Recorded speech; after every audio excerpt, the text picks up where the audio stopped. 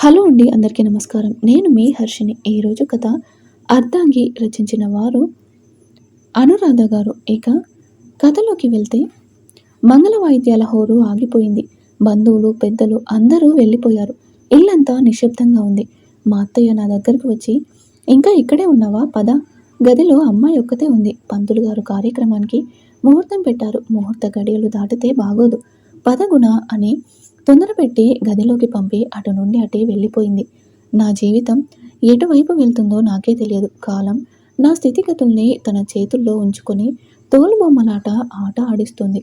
ఈ మొదటి రాత్రి ఈ అనుభవం నాకు కొత్త కాదు, కానీ తనకు కొత్త. మనసు స్థిమితం చేసుకుని చూసేసరికి పసుపు పచ్చని పట్టు చీరలో కాళ్లకు పారాన్ని పెట్టుకుని 2 చేతులకు గాజులు వేసుకుని అవి మోయలేక చేతులను అలా వదిలేసి నిద్రపోతుంది శైలు. బంగారు వర్ణంలో మెరిసిపోతున్న శైలు ముఖం చూడగానే నా మీద నాకే అసహ్యం వేసింది. నా అవసరానికి తన పేదరికాన్ని వంకగా చూపి ఈ రోజే 18వ ఏటలోకి అడుగుపెట్టిన శైలుని నా 2వ భార్యగా పెళ్లి చేశారు ఈ పెద్దలు. మామూలుగా అయితే 2 బిడ్డల తండ్రిని పెళ్లి చేసుకోవడానికి ఏ ఆడపిల్ల ఇష్టపడదు. జయ అర్ధాంతరంగా నన్ను వదిలేసి వెళ్ళి సంవత్సరం గడవక ముందే మా అత్త మామలు నాకు ఈ పెళ్లి దగ్గరుండి చేశారు. ప్రణవ్‌కి 5, శ్రేష్ఠకి 2 ఏళ్ళు. నిజంగా ఇది నా కర్మే.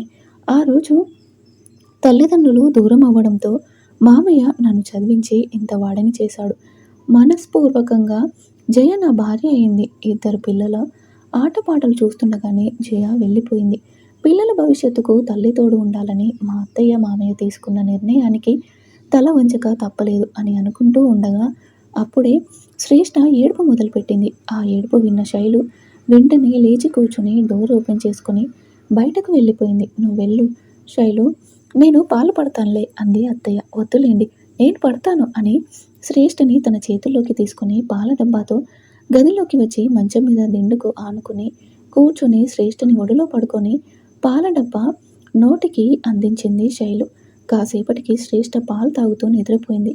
చూస్తే శ్రేష్ఠనే కాదు, శైలు కూడా అలాగే పడుకుంది. పాపని తనతో తీసుకెళ్తానని అత్తయ్య పాపని తీసుకోపోతే శ్రేష్ఠ చెయ్యిని శైలు పట్టుకుని ఉండడంతో వద్దని అత్తయ్యని పంపించి డోర్ వేశాను. చూస్తే శైలు ముఖంలోనే పసితనపు ఛాయలు ఇంకా పోలేదు. అటువంటి అమ్మాయి చేతిలో నా 2 ఏళ్ల కూతురు.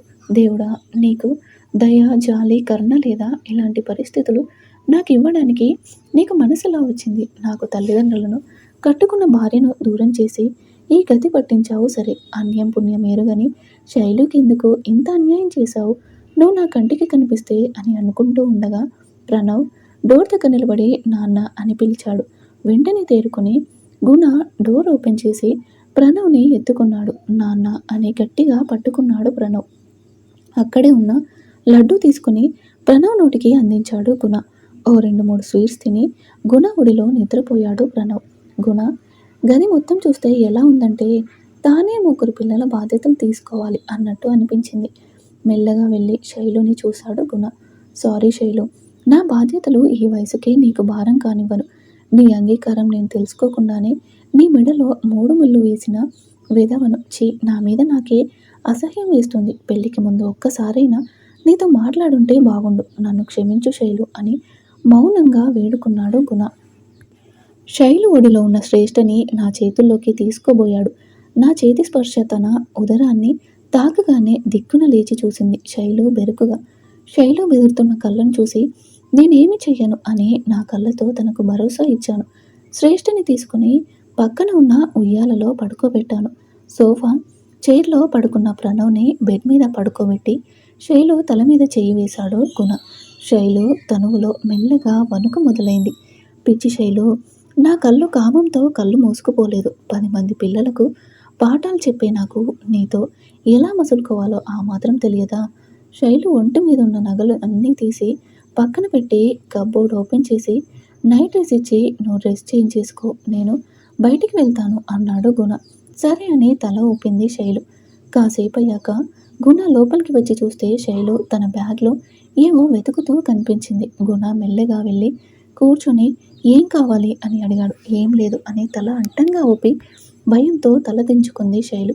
ఏమైనా తిన్నావా అని అడిగాడు గుణ. లేదు అన్నట్టు తల ఊపింది శైలు. పెళ్లికి చేసిన పెరుగన్నం తీసుకుని వచ్చి నోటికి అందించాడు గుణ. ఎంత ఆకలిగా ఉందో ఏమో నిర్మోహమాటంగా గుణ ఒక్కో ముద్ద పెడుతుంటే ఆపకుండా పూర్తి చేసింది శైలు. సరే శైలు పడుకో అని బెడ్ చూపించి సోఫాలో కళ్ళు మూసుకొని పడుకున్నాడు గుణ. మరుసటి రోజు గుణ లేచి చూసేసరికి తన గదిలో శైలు పిల్లలు లేరు. గది నుండి బయటకు రాగానే హాల్లో ప్రణవ్ ఆడుకుంటున్నాడు. శైలు కోసం వెతికాయి గుణ కళ్ళు. శ్రేష్ఠని ఎత్తుకుని తల తుడుస్తూ కనిపించింది శైలు.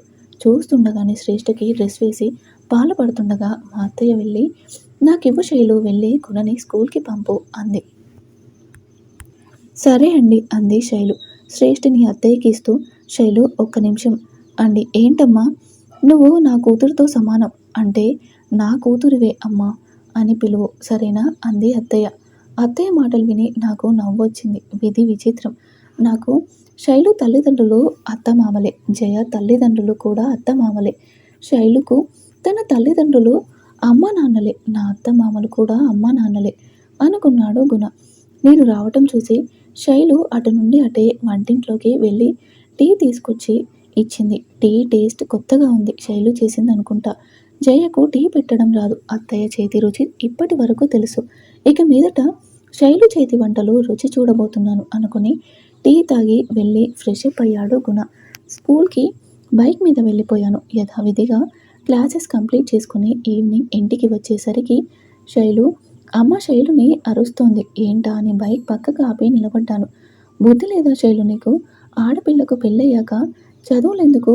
ఏ ఆడదానికైనా పెళ్ళే చివరి ఘట్టం. అదే జరిగాక ఇక మిగతావన్నీ అనవసరం అని అంది శైలు అమ్మ. అలా కాదమ్మా, ఈ ఎగ్జామ్స్ ఒక్కటి రాసేస్తాను, తర్వాత ఆపేస్తాను అంది శైలు. ఓ, శైలు ఏడుస్తూ మాట్లాడుతుంటే ఇంత సౌమ్యంగా ఉంది. సరదాగా ఉంటే ఎలా ఉంటుందో అనుకుంటుండగా వద్దని చెప్పనా అని ఇంకాస్త రెట్టించి అరిచింది శైలు కన్న తల్లి. అయ్యయ్యో కోప్పడకండి, పోనీలే చిన్నపిల్ల, రాయనియండి అంది మా అత్త, అదే జయ వాళ్ళ అమ్మ. మా ఆస్తులు పోయాక దీనికి పెళ్లి చేయడమే గగనం, అట్లాంటిది అని ఏదో అనబోతుంటే శైలు ముఖం గుర్తొచ్చి ఫాస్ట్గా ఇంట్లోకి వెళ్ళాడు గుణ. గుణ రాకతో అందరూ మౌనం వహించారు. శైలు మెల్లగా శ్రేష్ఠని తీసుకుని కిచెన్లోకి వెళ్ళిపోయింది. శైలు అబ్బాయి వచ్చాడు. టీ తీసుకురా అంది మా అత్తయ్య. శైలు టీ ఇచ్చింది. తన ముఖం ఏడ్చి ఏడ్చి ఎర్రబడింది. సూర్యాస్తమయం అయ్యే సమయంలో సూర్యుడు ఎర్రబడ్డట్టు ఏమైంది అని అడిగాను నేను. అదే ఏం లేదులే బాబు అంది శైలు కన్న తల్లి. మా అత్తయ్య నా వైపు తిరిగి గుణ, శైలు ఇంటర్ సెకండ్ ఇయర్ ఎగ్జామ్స్ రాస్తానని అని అడిగింది. రాసేస్తే పోలా అంది. ప్రాక్టికల్స్ కంప్లీట్ అయ్యాయా శైలు అని అడిగాడు. పూర్తి అయ్యాయి అన్నట్టు తల ఊపింది శైలు. శైలు ఇంటర్ మాత్రమే కాదు, తాను ఎంతవరకు చదువుకుంటుందో అంతవరకు చదువుకుంటుంది అన్నాను నేను. నా మాటలకు శైలు నా వైపు చూసింది. ఎందుకు బాబు అనవసరమైన ఖర్చులు? నీ బిడ్డలను చూసుకోవడానికి శైలుని నీకిచ్చి పెళ్లి చేసింది అంది శైలు కన్న తల్లి. శైలుని నాకిచ్చి పెళ్లి చేశారు. మీ బాధ్యత పూర్తయిపోయింది. ఇప్పుడు శైలు నా భార్య. నా భార్యను ఎలా చూసుకోవాలో నాకు తెలుసు అని శైలు భుజం మీద చెయ్యి వేశాను ప్రేమగా. శభాష్ రా అల్లుడు, మగాడి మాట మాట్లాడావు అంది. అలా ఉండాలి, చదివించరా నా కూతుర్ని అన్నాడు మా మామయ్య, అదే జయ వాళ్ళ నాన్న. జయకు పెద్దగా చదువు అవ్వలేదు. శైలు బాగా చదువుతుంది, చదివిస్తే తప్పేంటి అని నాకు కూడా ధైర్యాన్ని ఇచ్చాడు. మా ఇద్దరి దగ్గరికి వచ్చి బాగా చదవాలి, ఈ నాన్న పేరు నిలబెట్టాలి అన్నాడు శైలుతో మీసం తిప్పుతూ. శైలు నవ్వింది. మామయ్య శైలు వాళ్ళ అమ్మ వైపు తిరిగి మీ బిడ్డను మాకిచ్చేశారు. మీ బిడ్డ బాగోకులు మావి. మీరు నిశ్చితంగా ఉండండి. మీకు చూడాలనిపించినప్పుడు మీరు వచ్చి వెళ్తూ ఉండండి, అంతేకాని శైలు మీద ఆంక్షలు పెట్టకండి అన్నాడు మా మామయ్య. శైలు వాళ్ళమ్మ మౌనంగా ఉండిపోయింది. ఏం శైలు, ఈ ఇల్లు నీ సొంత ఇంటితో సమానం. నువ్వు మా ఇంటి మహాలక్ష్మివి. ఈ ఇంట్లో నువ్వు నవ్వు వినబడాలి, కానీ నీ కన్నీళ్ళ చెప్పుడు కాదు అన్నాడు మామయ్య. శైలు నవ్వింది. నేనేమడిగినా చెప్పినా తల ఊపే శైలు మామయ్య మాటలకు నవ్వింది. ప్రణవ్ నాకు బాగా అలవాటు, అందుకే నేను స్కూల్ నుండి వచ్చే సమయానికి నా ముందుకు వచ్చేస్తాడు. శ్రేష్ఠని ఎత్తుకొని మళ్ళీ కిచెన్లోకి వెళ్ళిపోయింది శైలు. శైలు ఎగ్జామ్స్కి ప్రిపేర్ అవుతుంది. మా అత్త దగ్గరుండి చూసుకుంటుంది. ఎగ్జామ్ సెంటర్కి నేనే తీసుకెళ్లాను. ఎగ్జామ్ కంప్లీట్ అయ్యే వరకు నేను బయట వెయిట్ చేస్తున్నాను. లాస్ట్ బెల్ కాకముందే శైలు ఎగ్జామ్ రాసేసి వచ్చేసింది. ఏంటి శైలు అప్పుడే వచ్చేసావు, బాగా రాసావా అని అడిగాను. రాసాను అన్నట్టు తల ఊపి బైక్ వద్దకు ఫాస్ట్గా వెళ్ళి నిలబడింది. తాను ఎందుకు అలా ప్రవర్తిస్తుందో అర్థం కాలేదు. అడిగిన శైలు సమాధానం చెప్పదు అని అర్థమయ్యి మౌనంగా ఇంటికి వచ్చాము. రెండో రోజు కూడా తీసుకెళ్లాను. తాను బెల్ కొట్టకముందే రాకూడదని ఇన్విజిలేటర్తో మాట్లాడాను. నాకు సహకరించారు. తల దించుకొని వస్తోంది శైలు. తన ఫ్రెండ్స్ ఫాస్ట్గా వచ్చి శైలుని చుట్టుముట్టి, ఏంటి శైలు కాలేజ్కి రాలేదు అని అడిగింది ఒక అమ్మాయి. శైలుని గమనించిన ఇంకో అమ్మాయి, నీకు పెళ్ళయిందా? మీ పేరెంట్స్ కకృతిపడి నీకు పెళ్లి చేసేసారా? ఇంకో 3 ఏళ్ళు ఆగితే నువ్వే చదివి మంచి ఉద్యోగం చేసి మీ ఇంటిని బాగా చేస్తావు కదా, కొంచెం కూడా బుద్ధి లేదు అన్నాడు ఇంకో అబ్బాయి. శైలు తల దించుకొని ఉంది. అయ్యయ్యో, అందుకే శైలు ఎగ్జామ్ హాల్ నుండి త్వరగా వచ్చేసింది. నాకు అస్సలు అర్థం కాలేదు. ఇక మీదట పెళ్లి చేసుకుని తన జీవితం నాశనం అయ్యిందని అనే భావన కలగనీయను. నా శైలుని ఇక మీదట బాధ పెట్టకూడదు అని నిర్ణయం తీసుకుని ముందుకు వెళ్ళి, రే శైలు, ఎగ్జామ్ ఎలా రాసావు అని అడిగాను. నన్ను చూడగానే అందరూ శైలుని ఏమనకుండా పక్కకు తప్పుకున్నారు. హలో, నేను శైలు భర్తను అని చెప్పి శైలు చెయ్యి పట్టుకొని ఇంటికి తీసుకొస్తుంటే శైలు ఫ్రెండ్స్ చూస్తూ ఉండిపోయారు. ఇంటికి రాగానే శైలు ఒక్క నిమిషం కూడా ఆలోచించకుండా పరిగెత్తుకుంటూ ఇంట్లోకి వెళ్ళి తలుపు వేసుకుంది. తన బాధ నాకు అర్థమైనా ఏమీ చెయ్యలేను. ఏరా గుణ, ఏమైంది? శైలు అలా వెళ్ళింది అని అడిగింది అత్తయ్య. జరిగింది చెప్తే చిన్నపిల్ల కదా, ఫ్రెండ్స్ ముందు చిన్నతనంగా అనిపించి ఉంటుంది. నేను సర్ది చెప్తాను, నువ్వు కూడా చెప్పు అని చెప్పి శైలు దగ్గరికి వెళ్ళింది అత్తయ్య. సాయంత్రం నేను ఎంత ప్రయత్నం చేసినా శైలుని చూడలేకపోయాను. ఎలాగైనా చూడాలని అనుకుంటున్న ప్రణవ్ని చేసి దూరం నుండి వాడి మీదకు చిన్న రాయి వేశాను. అది తగలగానే ప్రణవ్ అమ్మ అని అరిచాడు. డోర్ ఓపెన్ చేసి శైలు వచ్చి ప్రణవ్ని ఎత్తుకొని, ఏమైందన్నా, ఏమైంది, ఎందుకు ఏడుస్తున్నావు, చూడు అమ్మని చూడు అని జయ ఫోటో చూపిస్తూ, అమ్మని చూడు వస్తుందిలే అనడంతో నా మనసు చివుక్కుమంది. ఏమల్లుడు, నీ దేవి దర్శనం కలగలేదా అని అడిగాడు. అది మామయ్య అన్నాడు. మగాడిని అని అనిపించిందా, వెళ్ళి మాట్లాడు, అంతేకాని కొడుకు మీద రాయి వేస్తావా అన్నాడు మామయ్య. అయ్యయ్యో, కావాలని చేయలేదు మామయ్య అన్నాను. నాకంతా తెలుసులే, కానీ కాలేజీ కాడ శైలమ్మ స్నేహితుల విషయం కూడా తెలిసిందిలే. హనుమంతు బిడ్డ చెప్పింది, బాధపడకు, జయ చేసిన పనికి మనకు చాలా అవమానాలు ఎదుర్కోవాలి అని తెలుసు, కానీ శైలమ్మకి ఈ పెళ్లి జరగడం వలన నష్టం కలిగించకూడదు అని నా భుజం తట్టి లోపలికి వెళ్ళిపోయాడు. ఎంతసేపు చూసినా శైలు నాకు కనిపించలేదు.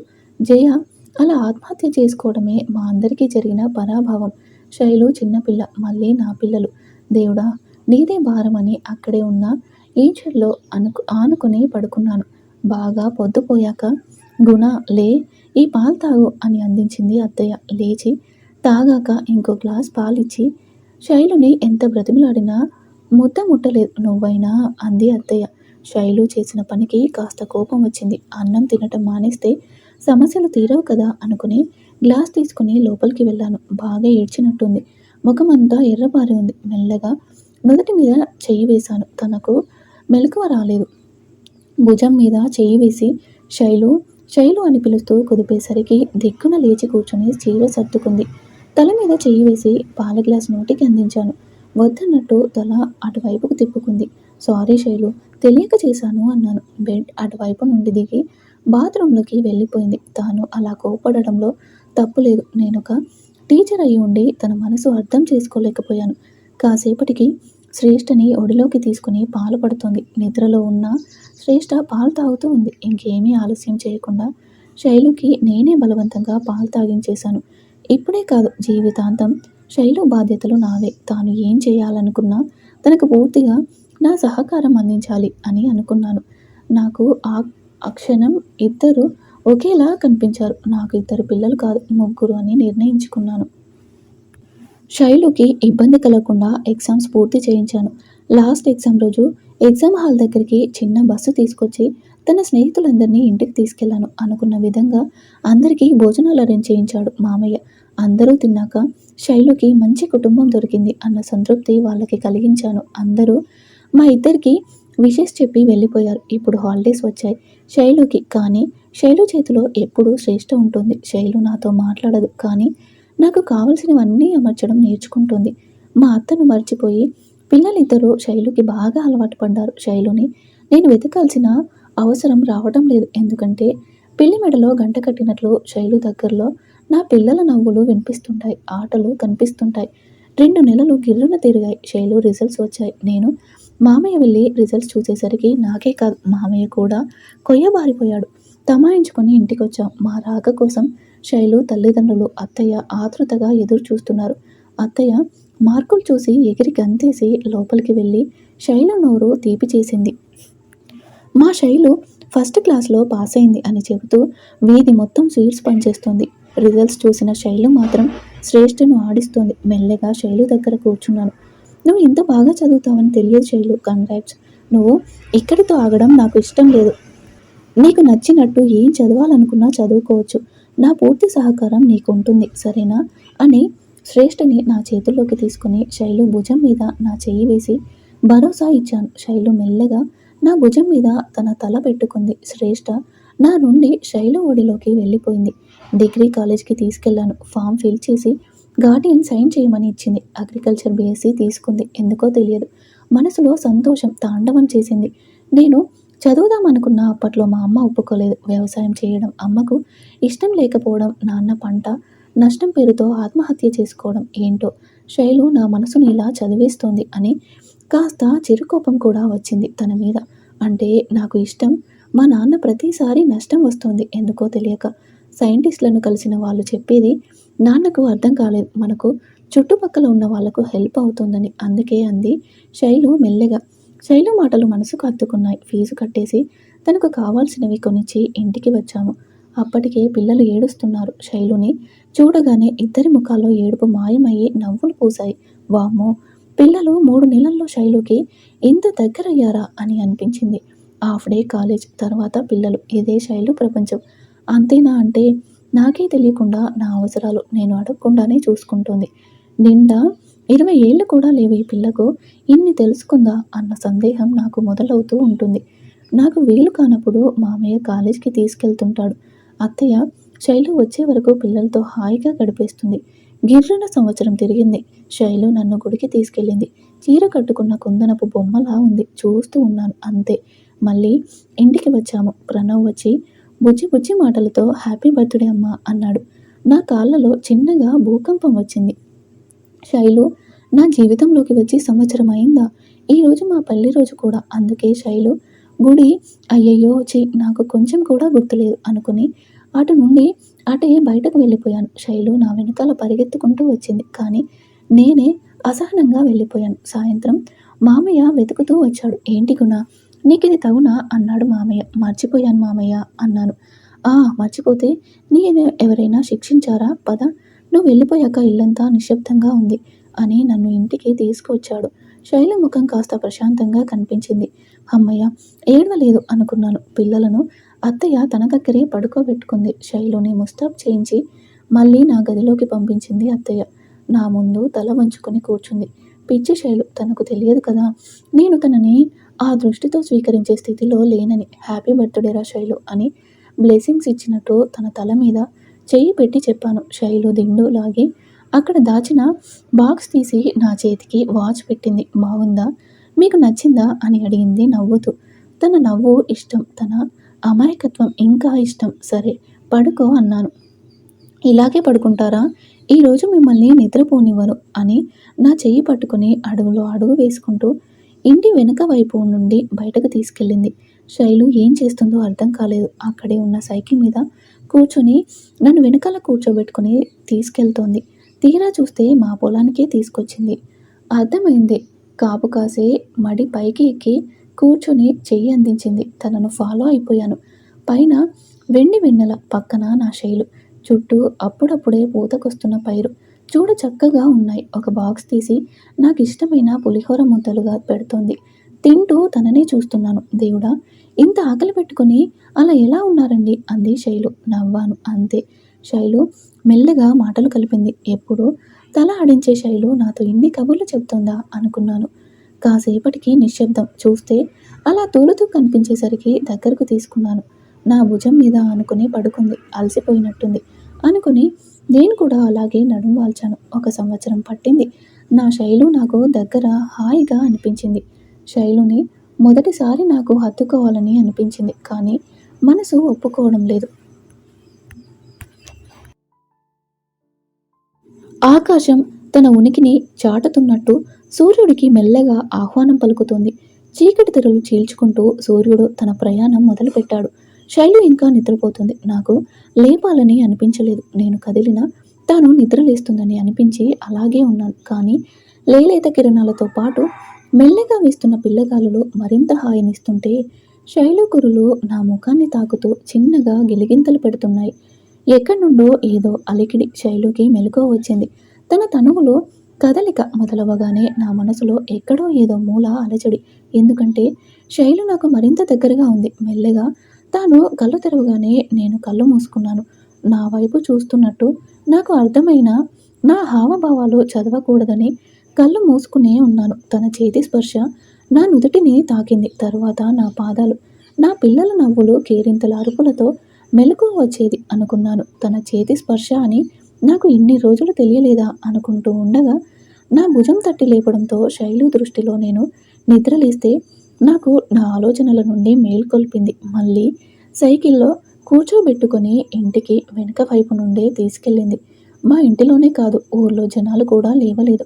స్నానం చేసి ఇంటి ముందు ముగ్గు పెట్టి దేవుడికి దండం పెట్టుకుని కిచెన్లోకి వెళ్ళి టీ తీసుకొచ్చి ఇచ్చింది. తాను వెళ్తుంటే తన అడుగుల వెనకాల నా అడుగులు. పని మనిషి వచ్చి మిగిలిన పనులు చూసుకుంటుంది. శైలు వంట చేస్తుండగా ప్రణవ్ లేచి అమ్మా అని శైలు కాళ్ళ చుట్టూ చేతులు వేసుకుని నిల్చున్నాడు. దొంగ నా కొడుకు నా పక్కలోనే పడుకునేవాడు.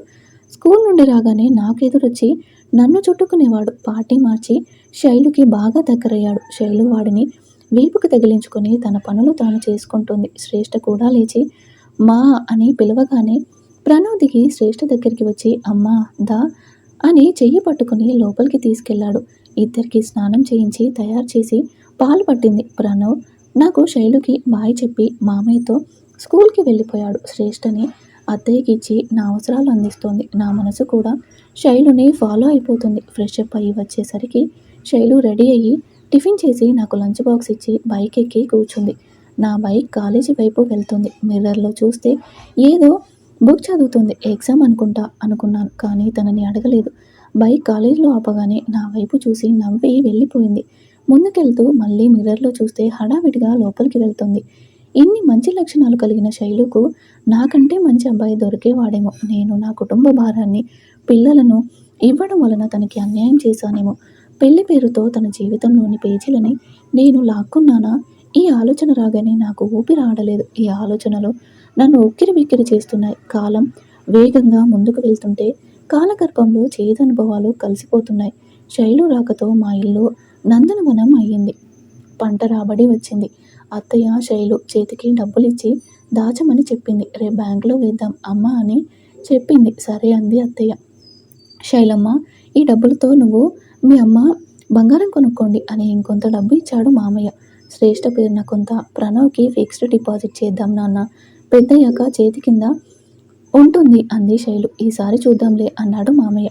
ఏమొద్దు నాన్న, బంగారం లాంటి మీరంతా ఉండగా మళ్ళీ ప్రత్యేకంగా ఆభరణాలు అక్కర్లేదు అంది శైలు శ్రేష్ఠని ముద్దాడుతూ.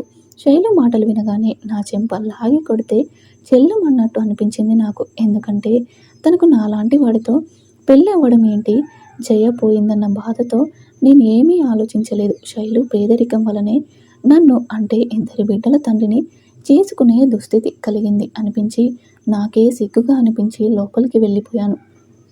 కొద్ది రోజుల తరువాత సాయంత్రం ఇంటికి వచ్చేసరికి శైలు వాళ్ళమ్మ అరుపులు వినిపిస్తున్నాయి.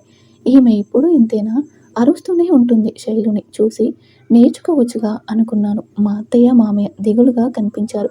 నా రాకని గమనించిన ఆమె నా వద్దకు వచ్చి నీ పద్ధతి ఏమీ బాగలేదు బాబు, నా బిడ్డని చదివినించినంత మాత్రాన గొప్పోడు అయిపోవు, నీ అలవాట్లు నీ నడవడిక నాకు నచ్చలేదు అంది. ఏమైంది అత్తయ్య, మీరేం మాట్లాడుతున్నారో అర్థం కావటం లేదు అన్నాను. నేను ఇంత గొంతు చించుకొని అరుస్తుంటే మీకు నా బాధ అర్థం కావటం లేదా అంది. వెంటనే శైలు అమ్మా ఇందులో ఆయన తప్పేమీ లేదు, ఆయనను ఏమీ అనుకో అంది. ఎందుకు అనబోతే శైలు కోపంగా అమ్మా ఆయనను ఇంకో మాట అంటే అస్సలు ఊరుకోను అని అరిచింది. కోపంతో ఉన్న శైలు ముఖం చూస్తే ఆవేశంతో ఊగుతున్న అమ్మవారిలా కనిపించింది. నన్నే కోపంతో అరిచేదానివి అయినావా అని శైలు వాళ్ళ అమ్మ శైలు మీదికి చెయ్యి ఎత్తేలోపు నేను ఫాస్ట్గా వెళ్ళి శైలు ముందుకు వచ్చి, నా భార్యను కొట్టే హక్కు మీకు లేదనుకుంటా అన్నాను. ఇద్దరిలోనూ కోపం తగ్గలేదు. శైలు వాళ్ళ నాన్న వచ్చి, క్షమించు బాబు అని శైలు వాళ్ళమ్మను తీసుకెళ్లాడు. శైలు ఏడుస్తూ లోపలికి వెళ్ళింది. పిల్లలు కూడా తన వెనకాలే. ఈమె వల్ల మళ్ళీ శైలు ఏడుస్తుంది అనుకుని, ఏమైంది అత్తయ్య అని అడిగాను. అత్తయ్య మామయ్య ఇద్దరూ మాట్లాడకుండా లోపలికి వెళ్ళిపోయారు. బెడ్ మీద పడుకొని ఏడుస్తుంది. పిల్లలిద్దరూ బిక్క ముఖాలు వేసుకుని శైలును పట్టుకొని కూర్చున్నారు. ఏమైంది శైలు, ఏంటి గొడవ అని అడిగాను. శైలు నా ముఖం కూడా చూడలేదు. దగ్గరికి తీసుకుని అడగాలని ఉన్నా ఆ పని చేయలేకపోయాను. ప్రణవ్ని తీసుకుని బయటకు వెళ్ళి ఐస్ క్రీమ్ కొనిచ్చి అడిగితే వాడేదో చెప్తున్నాడు, కానీ నాకు అర్థం కాలేదు. ఇంటికి వచ్చేసరికి అత్తయ్య శైలుని ఓదారుస్తూ ఉంది. కొద్ది రోజుల తర్వాత మా ఇంట్లో ఏవో సామాన్లు తెప్పించి ఉంచారు. పూజారి వచ్చి వెళ్ళాడు. మరుసటి రోజు ఇంట్లో ఏవో మంత్రాలు వినబడుతున్నాయి. శైలు వచ్చి నాకు స్నానం చేయమని చెప్పి వెళ్ళింది. హాల్లోకి వచ్చి చూస్తే జయ ఫోటో పెట్టి తతంగం జరుగుతోంది. 3 ఏళ్ళు అవుతోంది. జయ మా అందరినీ వదిలి వెళ్ళి. మనసు చివుక్కుమంది.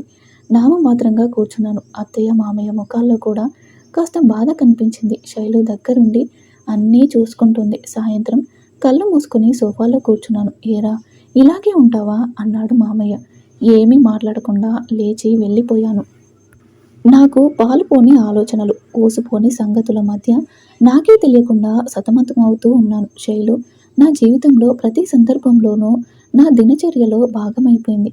తన నవ్వు తప్ప నాకేమీ కనిపించదు. కానీ జయ ఏ రోజు నాకు ఇంత ప్రశాంతత ఇవ్వలేదు. ఏమో మామయ్య నన్ను చదివించి ఉద్ధరించాడని లోకువేమో తెలియదు. ఈ మధ్య శ్రేష్ఠ కూడా బాగా మాట్లాడుతోంది. తన అల్లరి చిలిపి చేష్టలు అన్నీ శైలు భద్రపరుస్తుంది. మా ఇల్లు చాలా మారిపోయింది. ఒకరోజు శైలు పరిగెత్తుకుంటూ నా దగ్గరికి వచ్చి ఒక పేపర్ ఇచ్చింది. చూస్తే డిగ్రీలో డిస్ట్రిక్ట్ లెవెల్లో మార్క్స్ వచ్చాయి అని ఉంది. నా గుండె ఉప్పొంగింది. కానీ పైకి ఆ ప్రేమను తనకు చూపించలేకపోయాను. మళ్ళీ శభాష్ అన్నట్టు భుజం తట్టాను. శైలు ఎంతో సంతోషించింది. అబ్బా, మళ్ళీ వాళ్ళమ్మ చదువు ఆపించమని నాకు బాగా కోపం వచ్చింది. మీ మీ బాధ ఏంటండి? ఎప్పుడు చూసినా శైలుకి చదవద్దు, దండగాని మాట్లాడతారు అని అన్నాను. దానికి పెళ్లి చేశాక నీ పిల్లల్ని చూడడానికే కాదు, నా ఇంటికి కూడా వారసులు కావాలి కదా. ఈ పిల్లలు నా కూతురు నా ఇంటికి రావడం లేదు అంది శైలు వాళ్ళమ్మ. చెప్పు బాబు, నా బిడ్డని తల్లిని ఎప్పుడు చేస్తావు? దాని కడుపు పండాలి కదా. డిగ్రీ పూర్తయింది, కానీ దాని కడుపున చిన్న నలుసు పుట్టినా మాకు బంగారమే కదా అంది. ఆమె మాటలు నా గుండెల్లో తూటాలా గుచ్చుకున్నాయి. నా ముఖాన నీళ్లు చల్లినట్టు అనిపించింది. నిజమే, శైలుని నేను తాకలేదు. నా కుటుంబాన్ని చూసుకోవడానికి వచ్చిన పని మనిషి కాదు కదా శైలు. భార్యగా స్వీకరించలేదని అందరికీ అర్థమైంది. వాళ్ళ ముందు నిలబడలేక బయటికి వెళ్ళిపోయాను. రాత్రి దాటినా ఇంటికి వెళ్ళాలని అనిపించడం లేదు. ముఖ్యంగా శైలుకు నా ముఖం చూపించాలని అనిపించడం లేదు. బాగా ఏడవాలని ఉన్నా ఏడవలేకపోతున్నాను. నా భుజం మీద ఒక చెయ్యి పడింది. తిరిగి చూస్తే శైలు. మామయ్య కలిసి వచ్చారు నన్ను వెతుక్కుంటూ. మిమ్మల్ని ఎప్పుడూ బాధ పెట్టకుండా చూసుకుంటాను. ఇలా మా అందరినీ వదిలి వెళ్తే మాకు దిక్కెవరు అని అడిగింది శైలు. శైలమ్మ, ఇప్పుడు ఇలా మాట్లాడే మాటలు కాదు, కానీ రా అల్లుడు ఇంటికి వెళ్దాం అని మామయ్య నా చెయ్యి పట్టుకొని తీసుకొచ్చాడు. ఇంటి దగ్గర పిల్లలు కూడా నిద్రపోలేదు. అందరి ముఖాలు చూసి నాకు సిగ్గుగా అనిపించింది. నా గదిలోకి వెళ్ళిపోయాను. మామయ్య నా దగ్గరికి వచ్చి, జయ మన అందరినీ వదిలి వెళ్ళిపోయింది, కాదనను. పెద్దవాళ్ళం మేము, పరిస్థితులకు సర్దుకోగలిగాం. కానీ నువ్వేంటి గుణ ఇలా? ఒక్క విషయం గట్టిగా చెప్పగలను, జయ మనందరినీ వద్దు అనుకుని వెళ్ళిపోయింది, కానీ శైలమ్మ మనతోనే ఉంటుంది. ఒకవేళ జయ బ్రతికి ఉంటే మన ఇల్లు ఇలా ఉండకపోవచ్చు అని నాకు రోజు అనిపిస్తూ ఉంటుంది. కానీ శైలమ్మని బాధ పెట్టడం తగదు.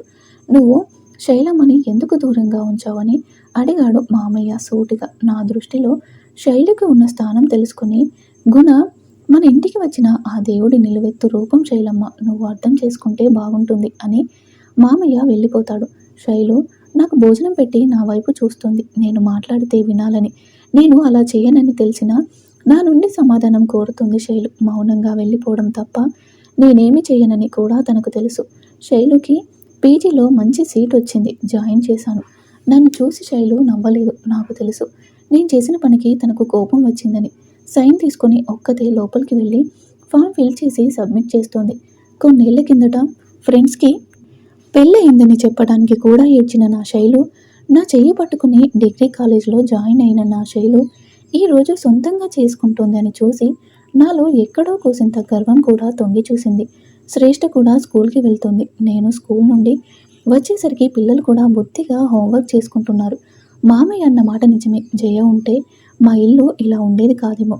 శైలు పూర్తిగా నాతో మాట్లాడడం లేదు. ఏదో బాధ్యతలాగా నా పనులు చూస్తోంది. అలా అని లోటు ఉండదు. కానీ ఎందుకో నా మనసే వెలితిగా ఉంది. మునుపటి శైలులా ఇప్పుడు లేదు. నన్ను చూసి నవ్వటం లేదు. నా దగ్గరికి రావటం లేదు. అలా రాకుండా నేనే చేసుకున్నానేమో. నా ప్రణవ్ నాకు బోలెడన్ని కబుర్లు చెప్తున్నాడు. శైలు మాటలు లేక ఆ వెలితి బాగా తెలుస్తోంది. అత్తయ్య మామయ్య కూడా నాతో సరిగా ఉండటం లేదు. మనసు బాగోలేక స్కూల్లో హాఫ్ డే తీసుకుని ఇంటికి వచ్చేసరికి ఇంట్లో ఎవ్వరూ లేరు. మామయ్యకి ఫోన్ చేస్తే తీయలేదు. ఏమీ ఆలోచించకుండా పొలం వైపు వెళ్ళాను. ఎవరో ప్రొఫెసర్స్ తీసుకొచ్చింది శైలు. అందరికీ అవగాహన కల్పిస్తోంది అనుకుంటా. వాళ్ళని పంపించి మిగిలిన అందరినీ పొలంలో నాట్లు వేపించడం చూసి నాకే ఆశ్చర్యం వేసింది. అప్పుడే ఎన్ని పనులు నేర్చుకుందా అని. నేను వెళ్ళిన పిల్లల దగ్గరికి వచ్చారు. వాళ్ళు వాళ్ళ పనులు చేసుకుంటున్నారు. సాయంత్రం దాకా చూసి ఇంటికి వచ్చాను. పిల్లలు ఆడుకుంటూ శైలు బుక్స్ కిందకి పడేశారు. సర్దుతుండగా తన బ్యాగ్ సైడ్లో ఒక లెటర్ దొరికింది. ఓపెన్ చేసి చూసా. నా కాళ్ళ కింద భూకంపం వచ్చినంత పని అయింది.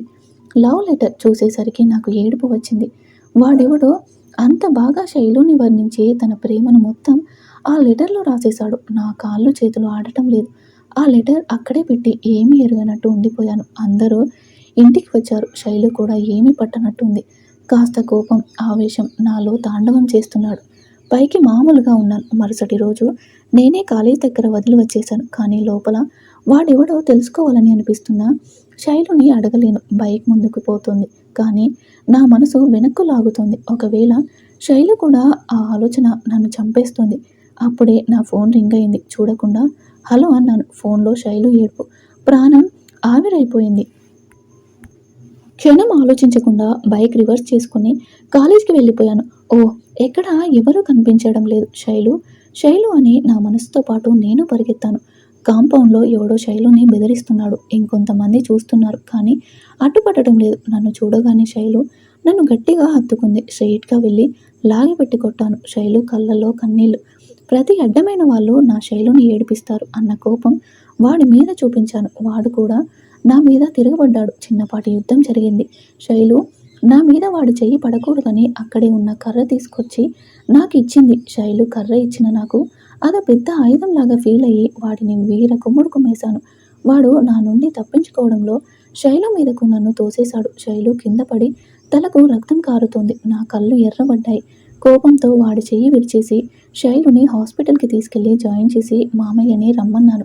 విషయం తెలిసిన కాలేజీ యాజమాన్యం కూడా వచ్చి మా అందరికీ వాడి చేత క్షమాపణ చెప్పించాడు. డిస్మిస్ చేయబోతే శైలు వదిలేయమని చెప్పింది. ఎంత మంచి మనసు నా శైలుది అనిపించింది. శైలు వాళ్ళమ్మ మళ్ళీ ఎందుకే నీ బోడి చదువులు అని అంటోంది. నేను వెళ్ళగానే మౌనం వహించింది. అమ్మయ్య అనుకున్నాను. 2 రోజులు హాస్పిటల్లో ఉంచి ఇంటికి తీసుకొచ్చాము. మా అత్తయ్య గుమ్మంలో ఎర్ర నీళ్లు తీసి ఇంట్లోకి తీసుకెళ్ళింది. శైలు లేక ఇంట్లో ఉన్న పిల్లల ముఖాలు వాడిపోయాయి. రెస్ట్ తీసుకుంటోంది శైలు. పిల్లలు తనను వదిలి అస్సలు ఉండటం లేదు. రాత్రి తన మంచానికి దగ్గరగా పడుకున్నాను. శైలు ఏడుపు వినిపించింది నాకు. వెంటనే లేచి ఏమైంది శైలు అని దగ్గరికి తీసుకున్నాను. నన్ను పట్టుకుని గట్టిగా ఏడ్చింది శైలు. తన ఏడుపు విన్న అత్తయ్య మామయ్య లోపలికి వచ్చారు. శైలు ఏడుపు ఆపటం లేదు. నాకు భయం వేసింది. నాకు ఏం తెలియదని వెక్కి వెక్కి ఏడుస్తుంది. అత్తయ్య ముందుకు రాబోతే మామయ్య చెయ్యి పట్టి ఆపాడు. ఏడవకు శైలు, ఇప్పుడు ఏమైందని నచ్చ చెప్పాను. నాకు వాడి పేరు కూడా తెలియదు గుణ. నేను ఏ తప్పు చేయలేదు అని ఏడుస్తోంది. నేను నిన్ను అడగలేదు కదా, ఎందుకంత బాధపడతావు తల్లి? నీ కన్నీళ్ళు నేను చూడలేను అన్నాను. అదే గుణ, నా బాధ కూడా. నన్ను ఏమీ అనవు, నన్ను బాగా చూసుకుంటావు. ప్రణవ్ శ్రేష్ఠలలాగే నన్ను చూస్తావు. మా ఇంట్లో లేని స్వేచ్ఛ నాకు ఇచ్చావు. నేను అడిగింది కాదనకుండా ఇస్తూనే ఉన్నావు. మా అమ్మ ఆపుతున్న నన్ను ముందుకు పంపిస్తూనే ఉన్నావు. నా గుణ లాంటి గుణవంతుడు నాకు ఎక్కడా దొరకడు అని నన్ను చుట్టుకుంది శైలు. నిన్న ప్రణవ్ నువ్వు చదివావు అని లెటర్ చూపించేదాకా నాకు తెలియదు. ఎంత మదనపడి ఉంటావు, నీకు ఎలా చెప్పాలో కూడా నాకు అర్థం కాలేదు అని ఏడుస్తోంది శైలు. అలా కాదమ్మా, ఏడవకు అన్నాను. నాకు కన్నీళ్లు వస్తున్నా ఆపుకుంటున్నాను.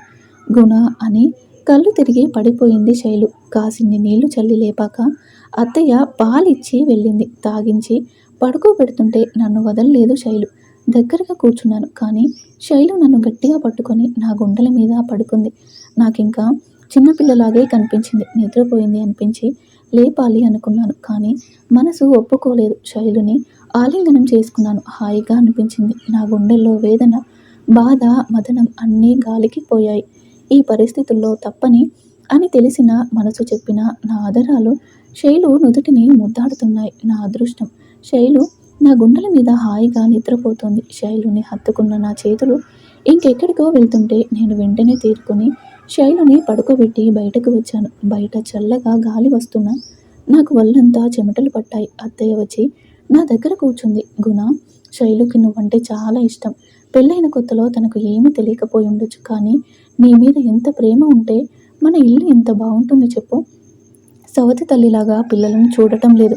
మమ్మల్ని కూడా నాకు అన్యాయం చేశారని ఒక్కసారి కూడా తన కళ్ళలో నాకు కనిపించలేదు. నాకు అమ్మ ఉంటే ఎలా ఉంటుందో మన ఇల్లు అలాగే ఉంది. శైలునే మనందరినీ కంటికి రెప్పలా చూసుకుంటుంది. బయట రెండో పెళ్లి చేసుకున్న ఆడపిల్లల ఆరల్లో పోరల్లో మనకు తెలియదా? వాళ్ళమ్మ నిన్ను తిట్టిందని ఎవరితోనూ మాట్లాడలేదు. మీ మామయ్యతో అయితే గొడవ పెట్టుకుంది. గుణ, నీకు చిన్నప్పటి నుండి తెలుసు కదా, మా అమ్మ అన్ని మాటలంటే వెనకేసుకు రాలేదని. ఆలోచించుకోగుణ. శైలుకి ఇంకొకరు ప్రేమ ఇస్తున్నా నీ ప్రేమ కోసం ఎదురు చూస్తుంది. ఎవరు ఎగరేసుకుపోతారని కాదు, తన గురించి ఆలోచిస్తే బాగుంటుంది. నువ్వు చదివినిచ్చినంత మాత్రాన అదే జీవితం అవ్వదు కదా. నాకు కూడా శైలు కడుపు పండితే చూడాలని ఉంది. శైలుకి పుట్టే పిల్లలను కూడా చూడాలని ఉంది అని చెప్పి వెళ్ళిపోయింది. అప్పుడు అర్థమైంది నాకు శైలు వాళ్ళమ్మ ఎందుకంత గోల చేసిందో. అప్పటికే తెల్లవారిపోయింది. ఇల్లంతా మామూలైపోయింది. శైలుని మామయ్య జాగ్రత్తగా తీసుకొస్తున్నాడు. కానీ శైలు మళ్ళీ దగ్గరికి వస్తే బాగుంటుంది అనిపించినా నేనే వెళ్ళాలని నాకు అనిపించడం లేదు. అదే నా భావదరిద్రం అనుకుంటా. వేసవి సెలవులు వచ్చాయి. పిల్లలను మామయ్యకిచ్చి వాళ్ళ ఇంటికి పంపించి పొలానికి వెళ్ళిపోయారు అత్తయ్య, శైలు. ఉదయం వెళ్ళి అందరూ సాయంత్రం వస్తున్నారు. ఒకసారి నేను వెళ్ళాను. అక్కడ అందరికీ మెలకువలు నేర్పుతోంది శైలు. అంతేకాదు, వాళ్ళందరికీ చదవటం రాయడం కూడా నేర్పిస్తుంది. ఇక్కడికి వచ్చి ఇదంతా చేస్తుందా? అబ్బో, నా శైలు మామూలు అమ్మాయి కాదు అనిపించింది. సరదాగా గడుస్తుంది. చాలా చక్కబెడుతోంది ఊరిని కూడా. హాలిడేస్ అయ్యాక మళ్ళీ ఎవరి పనుల్లో వాళ్ళు పడిపోయాము. స్కూల్లో ఉండగానే వర్షం పడుతుంది. తడుస్తూ ఇంటికి వెళ్ళాను. మామయ్య పిల్లలను స్కూల్ నుండి తీసుకొచ్చాడు. అత్తయ్య టీ ఇచ్చింది. రుచించలేదు. శైలమ్మ పెట్టేది కదా అన్నాడు మామయ్య. నా ఫీలింగ్ కూడా అదే. బుజ్జమ్మ పొలం దగ్గర ఉండిపోయింది. నాట్లు జాగ్రత్త చేస్తానని వెళ్ళింది అని చెప్పింది. మామయ్య గుర్తుకు వచ్చినట్టు లేచి నేనెళ్ళి వెంట పెట్టుకొస్తా అని లేకపోతే ఆపి నేను బైక్ వేసుకుని వెళ్ళిపోయాను. పొలం దగ్గర ఒక్కతే అన్నీ సర్దుతోంది. కూలి వాళ్ళందరూ వానలోనే నాకు ఎదురొచ్చారు. అందరినీ పంపించేసింది అనుకుంటా శైలు. నన్ను చూసి అక్కడే తడవకూడదని లాగి తల తుడుస్తోంది. నాకే తెలియకుండా శైలు నడుం పట్టుకున్నాడు. ఏమీ పట్టనట్టు టవల్ పక్కకు పెట్టి ఇంటికి వెళ్దాం పదా అని ముందుకు నడుస్తుండగా గాలికి నా మీద తోసిన పడపోతే మళ్ళీ పట్టుకున్నాను. ఈసారి వదల్లేదు. ఎత్తుకుని ముందుకు కాకుండా పొలం దగ్గర మేమంతా సేద తీరే గదిలోకి తీసుకెళ్లాను. గాలికి గాయమయ్యి రక్తం కారుతుంటే నా కర్చీఫ్ కట్టాను. గాలికి తలుపులు కొట్టుకుంటుంటే మూసి వచ్చి శైలు తల మీద పడ్డా ఉన్న తడిని తుడుస్తుండగా నా చేతులు వణికాయి. హోరు గాలి వీస్తోంది. ఒక్కసారిగా పెద్ద ఉరుము ఉరిమేసరికి భరోసాగా శైలుని దగ్గరికి తీసుకున్నాను. నీళ్లు తాగించాను. శైలు లేవపోతే వద్దన్నట్టు చెయ్యి పట్టుకున్నాను. మెల్లగా నా వైపుకు తిప్పుకున్నాను. నా కళ్ళలోకి చూసింది శైలు. ప్రేమగా తనను దగ్గరికి తీసుకుని తన ఆదరాలను నా ఆదరాలతో ఏకం చేశాను. సిగ్గుతో దూరం కాబోయింది శైలు. నా చేతుల్లో బంధించాను. తన ఒంటి మీద తడిగా ఉన్న చీరను పక్కకు తోసి శైలుని గట్టిగా హత్తుకున్నాను. సమయం తెలియలేదు. నా శైలు నా సొంతమయ్యింది. మనసుకు హాయిగా అనిపించింది. వాన వెలిసినట్టు అనిపించి శైలు నేను ఇంటికి వచ్చాము. తడిచిన బట్టలతో వచ్చిన మమ్మల్ని చూసి అత్తయ్య వేడి వేడి టీ ఇచ్చింది. పిల్లలు నిద్రపోయారు. టైం చూస్తే 2 కావస్తుంది. శైలు ఫ్రెష్ అప్ అయి వచ్చింది. నాలో ఆత్రం తగ్గక శైలుని వెనుక నుండి హత్తుకున్నాను. అక్కడికి వచ్చిన అత్తను చూసి శైలు దూరం జరిగింది. మా ఇద్దరి ఏకాంతాన్ని భంగం చేయకుండా అత్తయ్య తలుపులు వేసి వెళ్ళిపోయింది. నా శైలు నా సొంతమని మరోసారి తనకి రుజువు చేశాను. కొద్ది రోజుల తర్వాత స్కూల్లో క్లాస్ చెప్తుండగా అత్తయ్య ఫోన్ చేసింది. అత్తయ్య చెప్పిన విషయం తెలిసి నా రక్తం మరిగింది. శైలు మీద కోపం కట్టలు తెంచుకుంది. ఆవేశంగా ఇంటికి వెళ్ళాను. అత్తయ్య ఆతృతగా ఎదురొచ్చింది. లోపల శైలు ఏడుస్తుంది. లాగబెట్టి కొట్టాను. బుద్ధి లేదమ్మా నీకు? ఏంటి ఈ పిచ్చి పనులు అని అరిచేశాను. నాకు వద్దు గుణ అంది శైలు ఏడుస్తూ కోపంతో. ఏ ఎందుకు అని అరిచాను. మామయ్య వచ్చి కోప్పడకు, అది కనుక్కోవడానికే నిన్ను రమ్మని చెప్పింది, అరవటానికి కాదు అన్నాడు మామయ్య. ఒక్క నిమిషం ఆలోచించి అసలు శైలు ఎప్పుడు ప్రెగ్నెంట్ అయింది, నాకెందుకు చెప్పలేదు అని అడిగాడు గుణ. కాలేజీకి వెళ్ళేటప్పుడు ఇంట్లోనే కళ్ళు తిరిగి పడిపోయింది. అర్థం కాక డాక్టర్ని పిలిపిస్తే ఆ తీపి కబురు చెప్పింది. వెంటనే శైలు నాకు వద్దు తీయించండి అని చెప్పేసరికి మాకు పాలుపోక నిన్ను పిలిపించాను అని అంది అత్తయ్య. కాసేపు అయ్యాక స్థిమితంగా కూర్చొని ఏంట్రా ఆనందించాల్సిన టైంలో ఇలా ఏంటి అని అడిగాను. నాకు నువ్వు చాలు గుణ, నేనెప్పుడు నాకు పిల్లలు కావాలని కోరుకోలేదు. మనకు పిల్లలు ఉన్నారు. నువ్వు కూడా నాకు చంటి బిడ్డవే. నాకు నిన్ను చూసుకోవడానికే ఈ జీవితం చాలదు అంది ప్రేమగా. నా ముఖాన్ని తన చేతుల్లోకి తీసుకుని నా నుదుటిన ముద్దు పెట్టింది. నాకు కన్నీళ్లు ఆగలేదు. చిన్న పిల్లాడిలా తనను చుట్టుకొని ఏడ్చాను. మా ప్రేమను చూసిన అందరూ బయటికి వెళ్ళిపోయారు. శైలు నన్ను మరింత ప్రేమగా సముద్రం అంత ప్రేమ నీకు ఎలా ఇవ్వాలో తెలియడం లేదు గుణ అంది. తనను సొంతం చేసుకోవడమే నా ప్రేమ పరిచయ వేదిక అంతే. శైలుని వదలలేకపోయాను. మరుసటి రోజు హాస్పిటల్కి తీసుకెళ్లాను. డాక్టర్ చెకప్ చేసి బిడ్డ ఆరోగ్యంగా పెరగడానికి ఎలా చూసుకోవాలో చెప్పి మంచి ఫుడ్ ఇచ్చే విధానం చెప్పింది. వస్తుంటే ఇంకోసారి ఆలోచించుగునా అంది శైలు. నాకు కావాలి మన ప్రేమ ప్రతిరూపం ఇవ్వు శైలు అన్నాను. ఒక్కరు చాలు అంది. ఆహా ఇద్దరు అన్నాను. వద్దుగునా, పిల్లలు పెద్దవాళ్ళు అవుతున్నారు. ఇప్పటికే ప్రణవ్కి 10 ఏళ్ళు వచ్చాయి. పిల్లల మధ్య ఎక్కువ గ్యాప్ వస్తే పెద్దయ్యాక నేను అమ్మని కాదని తెలిస్తే అంది బాధగా. వాళ్ళను నువ్వు పెంచుతున్నావు శైలు, నీ పెంపకం మీద నాకు నమ్మకం ఉంది అన్నాను. శైలు నెల తెప్పాక మా ఇంట్లో అందరికీ కొత్త అలవాట్లు అయ్యాయి. శైలుని మేము కదలనివ్వడం లేదు. ప్రణవ్ అయితే ఎప్పుడు శైలు దగ్గరే అమ్మ ఇది తిను అది తిను అని పెడుతూనే ఉన్నాడు. శ్రేష్ఠ అయితే తన చేతులతో కాళ్ళు నొక్కుతూ శైలుకి సేవలు చేస్తుంది. అమ్మ చెల్లి కావాలి అన్నాడు ప్రణవ్. కాదు తమ్ముడు అంది శ్రేష్ఠ. ఇద్దరు వాదులాడుకుంటున్నారు. కాసేపటికి అమ్మ ఇద్దరు కావాలి అన్నారు ఏకధాటిగా వచ్చి. శైలు వాళ్ళమ్మ కూడా సంతోషంగా ఉంది. మామయ్య శైలుని కాలేజీకి తీసుకెళ్ళి అక్కడే ఉండి సాయంత్రం తీసుకొస్తున్నాడు. మా అందరికీ చాలా అంటే చాలా సంతోషంగా ఉంది. శైలు శ్రీమంతం చాలా బాగా చేశాము. మా ఇంటికి ఎప్పుడు లేని కల వచ్చింది. ఇంకోవైపు శైలుకి ఫైనల్ ఎగ్జామ్స్. నేను మామయ్య ఇద్దరం దగ్గరుండి ఎగ్జామ్ హాల్ దగ్గర ఉంటున్నాం. అమ్మయ్య పరీక్షలు అయిపోయాయి. తనకు పూర్తి విశ్రాంతి దొరికింది. డెలివరీ టైం దగ్గర పడుతుండడంతో మాలో అందరికీ ఆతృత జాగ్రత్తలు పెరిగాయి. ఒక శుభ శుక్రవారం రోజున శైలుకి పురిటి నొప్పులు రావడంతో హాస్పిటల్కి తీసుకెళ్లాను. నాలో భయం సంతోషం రెండూ ఉన్నాయి. ధైర్యం కోసం శైలు దగ్గరే ఉన్నాను. నా చేతులు గట్టిగా పట్టుకొని నొప్పులు పడుతోంది శైలు. కాసేపటికి బాబు ఏడుపు వినిపించింది. ఊపిరి పీల్చుకొని శైలుని ప్రేమగా ముద్దాడాను. బాబుని తీసుకెళ్లి అందరికీ చూపించాను. మా అందరి ముఖాల్లో నేనెన్నడూ చూడని సంతోషం ఆనందం కనిపించాయి నాకు. మళ్ళీ శైలు అరుపులు వినిపించాయి. భయంతో లోపలికి వెళ్ళాను. ఏమైందని అడిగితే శైలు నా చేతులు పట్టుకొని నొప్పులు పడుతోంది. కాసేపటికి మళ్ళీ మరో బుజ్జ ఈ లోకంలోకి అడుగుపెట్టింది. పిల్లల్లో దేవుడు ఉంటాడుగా, అందుకే అనుకుంటా నా పిల్లలు కోరినట్టు కవలలు పుట్టారు. బాబు పాప. నా సంతోషానికి అవధులు లేవు. శైలు స్పృహలో లేదు. శైలు మీకు సర్ప్రైజ్ ఇవ్వడానికి ఇలా చేసింది. అందుకే నేను మీకు చెప్పలేదు. బై గాడ్ గ్రేస్ నార్మల్ అని కంగ్రాట్స్ చెప్పి వెళ్ళిపోయింది డాక్టర్. నా ఆనందం ఇంత రెట్టింపవ్వడానికి నా శైలునే కారణమని హాయిగా అనిపించింది. మా ఇల్లంతా ఆనందోత్సాహాలతో నిండిపోయింది. ఏ చిన్న అలికిడి అయినా అందరం శైలు చుట్టే. మా ఆనందానికి ఇంకాస్త రెట్టింపు అయ్యే విషయం ఏంటంటే శైలు యూనివర్సిటీ ఫస్ట్ వచ్చింది. తన పరిశోధనలను గుర్తించి ప్రభుత్వం గోల్డ్ మెడల్ కూడా ఇస్తుంది. శైలు మా ఇంటికి వచ్చిన వేళ విశేషం. మా ఇంట్లో అన్ని శుభాలే. కాలేజీ స్నాతకోత్సవం రోజున కుటుంబం మొత్తం వెళ్ళాం. ఆ రోజు నేను కొట్టిన అబ్బాయి మళ్ళీ సారీ చెప్పి మమ్మల్ని చూసుకోమని ఫస్ట్ రోలో కూర్చోబెట్టి వెళ్ళి కూల్ డ్రింక్ ఇప్పించాడు. మేమంతా చూస్తుండగా శైలు గోల్డ్ మెడల్ తీసుకుంది. తాను బీడు భూములు సారవంతం ఎలా చేసిందో, పంటలు ఎలా పండించాలో తన పరిశోధన మొత్తం చూశాక చాలా సంతోషం వచ్చింది నాకు. అక్కడే తన విజయం గురించి చెప్పమని అడిగారు.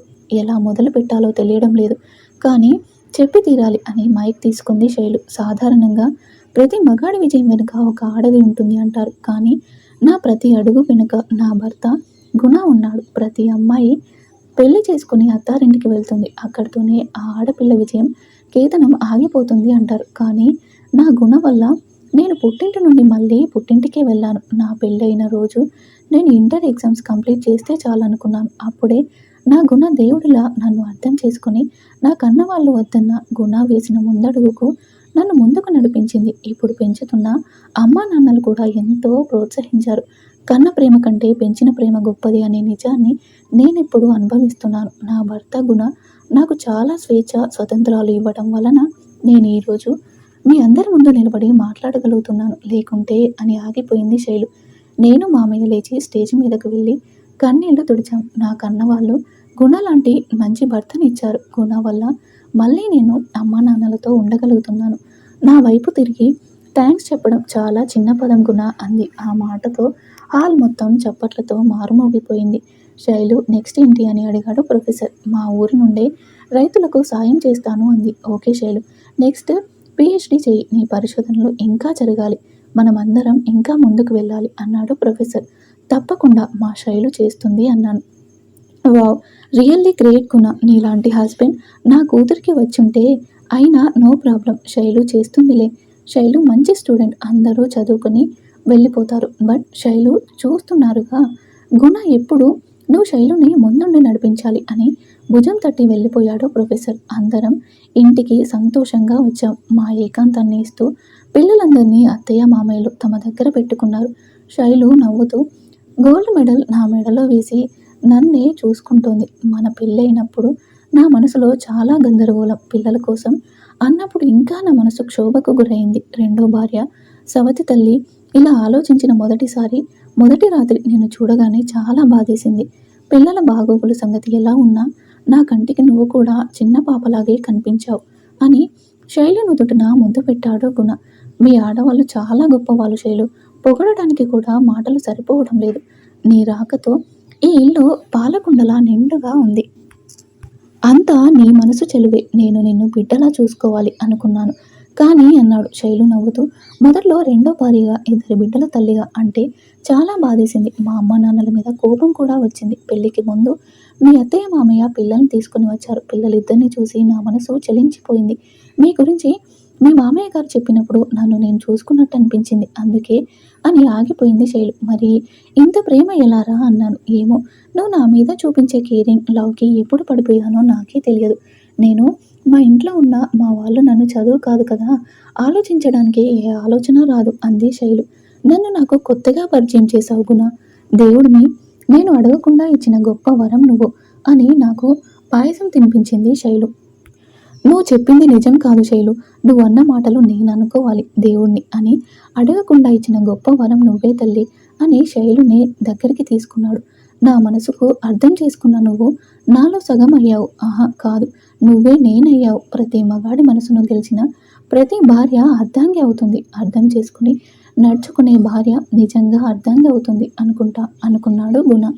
ఈ కథ విన్న తర్వాత మీ అభిప్రాయాన్ని తప్పకుండా కామెంట్ రూపంలో తెలియజేయండి. అలాగే మరిన్ని ఇంట్రెస్టింగ్ స్టోరీస్ కోసం ప్లీజ్ మా ఛానల్ని తప్పకుండా సబ్స్క్రైబ్ చేసుకోండి.